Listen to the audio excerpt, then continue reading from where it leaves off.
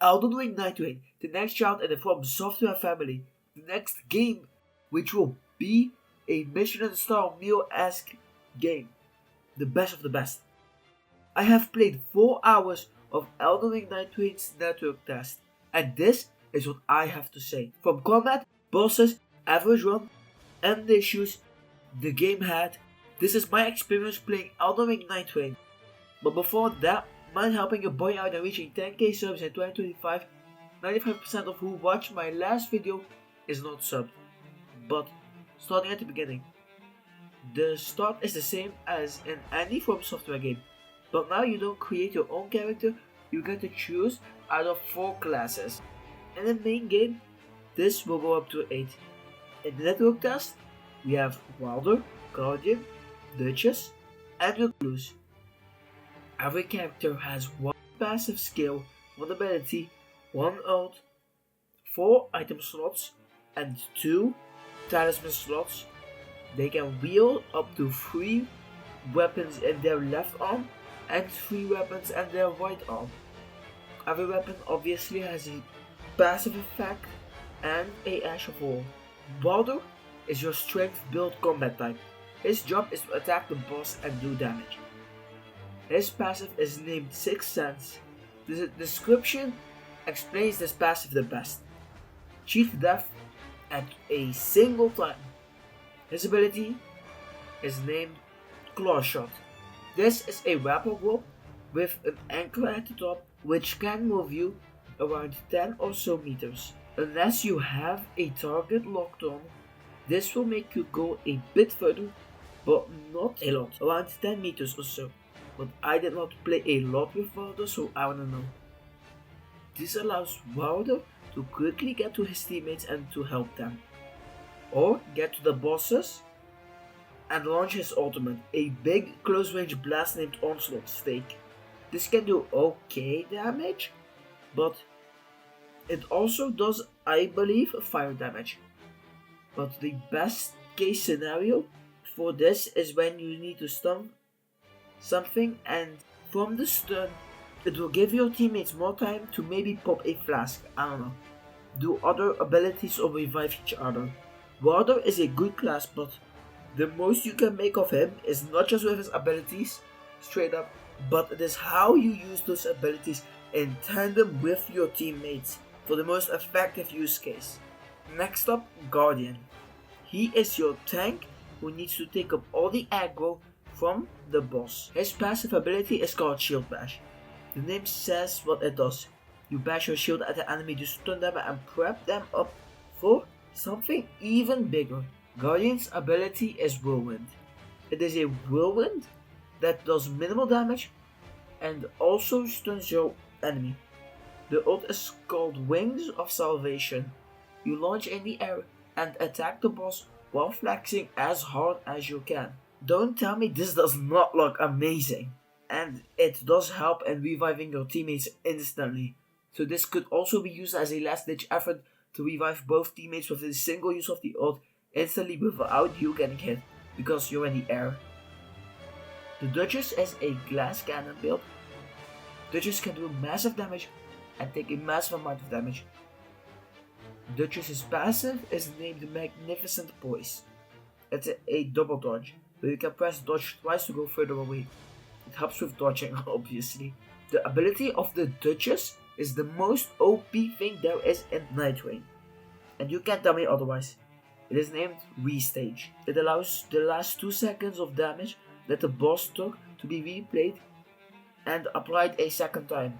So if you do like 1/3 of damage to the boss thanks to a bleed and thanks to your teammates hitting the boss really good, then bam, it's doubled up, 2/3 of the health is gone, and you keep attacking. It is too OP, even after they will nerf it. It will not stop at being really good. The ult does not stop at being OP. It is called Finale. It is a massive reset button for you and everyone who is next to you. Everyone is de-aggroed and everyone is invisible, and it helps to reset. With this you can coordinate an attack with your teammates. The final class we can play is called Recluse. This is your mage type who attacks far away with spells. The passive skill of Recluse is called Elemental Defense. This allows the Recluse to take the elemental damage that was given and store it for the main ability, Magical Cocktail, where the limit is not known for this ability, so I can't really rank it. And if you want a perfect cocktail, you need to get 3 of the best magic stuff that works in tandem with your team. So I don't know. The ultimate of Recluse is called Soul Blood Song. You buff your teammates up. Best case for this is when everyone is nearby and nothing is attacking you or your teammates. So this is best used with the Duchess's ult. Those are all the characters we got to play in the Nightreign network test. But it's not all the characters you'll be able to play as. The max amount you can play as is 80 different classes, and some of them are known, but this is not everything you need to know before Elden Ring Nightreign vid, so moving on. After choosing your class, you then spawn in the round table hold. The round table is changed, however, it took massive damage, and that was a lot of damage. You can talk with every character except the one you chose. New objects lie everywhere. The door to the fingers is closed off by a top. What you can do here is go to the training ground. Choose a weapon to train with and see what your class can do. You can also change your class in the round table hold, or just, I don't know, run around everywhere, and it is way faster than vanilla Elden Ring. Or just fall off the map, I don't know. You just die and spawn back at the start. At the round table, you can start a match with a multiplayer code or not. So you can play with friends, but it's not fail, you know, like squad fail Fortnite. You need 3 people to actually play Nightreign in the network test, which is over, by the way. It ended like a couple days ago. When you choose to start a match, you need to choose a nightlord to fight, and one of these bosses is named Gladius when you play, but it's named Tricephalos or something else on the screen. I don't know why, but hey, you at least get to select the boss you want to fight at least. So you clicked on this boss and you started. Then you wait until 3 players match in total, and then the game loads up. Everyone can choose their class here one last time to maybe switch your class for somebody else because your team is already playing Duchess, I don't know. You can be a team player or just choose who you want to play as. It's up to you. There are no limits to how many of the same class there can be in one game. But if you want to win with your teammates, coordination between you and your teammates is key. So you can't just have 3 Duchesses around because she's cannon build, which means 3 hits and you are guaranteed to be down. So make your team with a strat. Any strat is better than no strat. After the classes are chosen for everyone, a cutscene plays and you start your journey to kill the Nightlord. Then the game starts on day 1. You ride from your home to another location that will be random in the main game. Here it's just one location. The locations are all named Limfeld, by the way, if I'm not mistaken, don't quote me on that. You run around and loot up, fighting everything there is. When you kill, you gain the wounds of the thing you killed. When you get killed, you go down. Your teammates need to hit you until the purple circle is gone, then you get back up, with around 30% of your full HP coming back. If you want the rest of your HP back, you're gonna need a flask. These are also back. But the blue flask of Cerulean Tear was missing for me when playing. If no one hits you, you will die. Lose 1 level and all your wounds. That level is just gone. All that work was for almost nothing because you only lose 1 level. This means you can go back up, but you should be more careful. Dying too much means losing too many levels, and you need to get as powerful as you can be, because when you fight a boss fight, you need to be as strong as you can be. So be careful and move together, preferably, because if you hit an enemy, you get the wounds when it dies. All teammates get the same amount of wounds regardless if you get hit or he gets the kill and you don't get the kill. This helps with team building, but Also with leveling. You level up at sites of graces where everything that happens when you rest at a grace will happen. But you don't level in stats. You level your class. So it's different, but the same. You level, but only your whole class. Not you level int up or strength up. The mobs that you can kill vary a bit, but a lot of the mobs are from just Elden Ring. The scarabs also return and now give a talisman instead of an Ash of War. You can get 2 talismans per class or per person.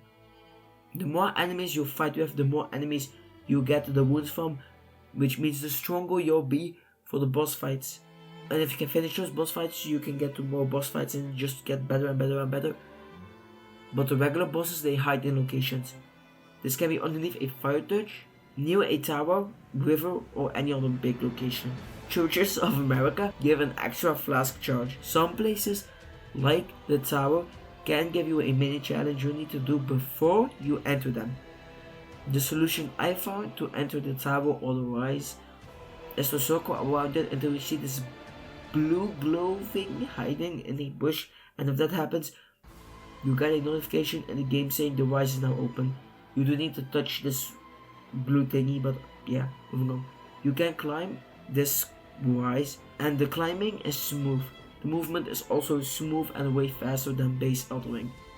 I might even say better than some AC games. You climb the tower to get to a bubbly thing, which has 3 items you can only choose one from. I don't know what it's called, but you choose one of 3 things. Sometimes you don't even get an item, you get a buff, like damage increase, you do more damage, or damage negation, you take less damage, or even, one I love the most, more iframes. My dodge invincibility gets longer. So you get something that is the best for your build and coordinate with your teammates on what everyone needs. I don't know, but that's your choice. Again, like a lot of things in this video. While trying to farm enemies, you will find these boxes of chests with loot inside. But be wary, mimics are also back. Look at what these items can do for the player, but you can choose to have 4 different items at once on your character. I don't know how much of a single item you can hold, but items can be beneficial, like boiled crab for a buff or a warming stone for some good HP, which you will need.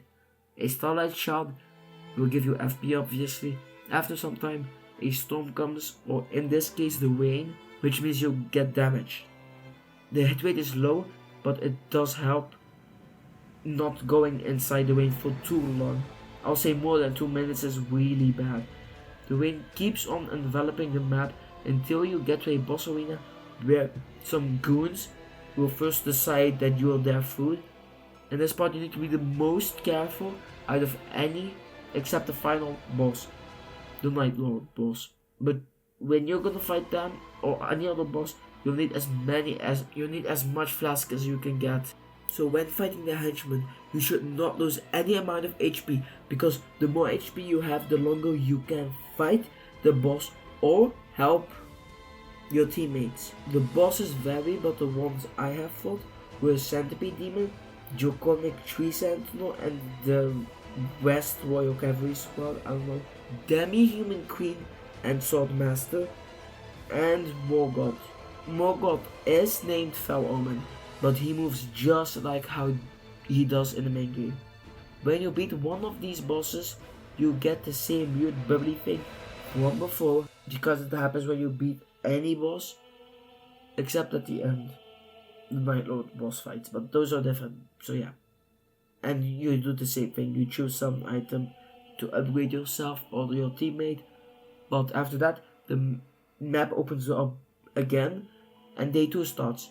The cycle continues, but this time you need to remember where you were, because enemies you killed don't come back. So if you completely loot an area and return to it, there will be nothing left to do. So therefore, you need to go somewhere you have not been before. The storm will close again at some point, and boss 3 starts, or 2. This is where I made it to. I never beat the second boss. But if you succeed where I have failed, then you got to go up in this oozy thing to the top, where the final fight happens. You gain your final wounds before the boss fight. You go to the grace in this weird ass tree. You level up. The weapon armaments can also be upgraded over there. But then it's boss fight time. You fight the Nightlord boss. If you win, the game just ends with the final screen where you'll get some items. Take this with a grain of salt, but I heard somewhere that you can use these wounds at the end of the game to buy armor or skins for your class. There is no monetization in Elden Ring Nightreign from what I have heard at this moment, and you get some items too when you die. These items are called relics. You can put them on your character for special buffs, so the more you play, the stronger you'll get. We won't know for certain until the game releases for the monetizations of Elden Ring Nightreign, but we do know that the game will be $40. When playing the game, there were some issues I had, which were network specific, like fixes, like textures not loading up properly, map familiarity, small boss roster, and there was no squad fill. I could not play with just one friend and a random, or I could not load up to other people with me being the random. That really needs to change, because it's great that I can play with one friend even if Elden Ring Nightreign only has 3 people that you have to play with. But they have said that they might add duos, and solos will definitely be in Elden Ring Nightreign, if I'm not mistaken. But this game overall is great. I had a lot of fun playing, and this game played in this gotta go fast tempo, which I love. Overall, this network test was way better than some games that do exist and have been released already. With that said, subscribe, because this will be the longest video I have made, but I will keep on pushing hard, and I hope I can reach 10k subs in 2025. Again, thanks if you subscribed. If you didn't, just thanks for watching.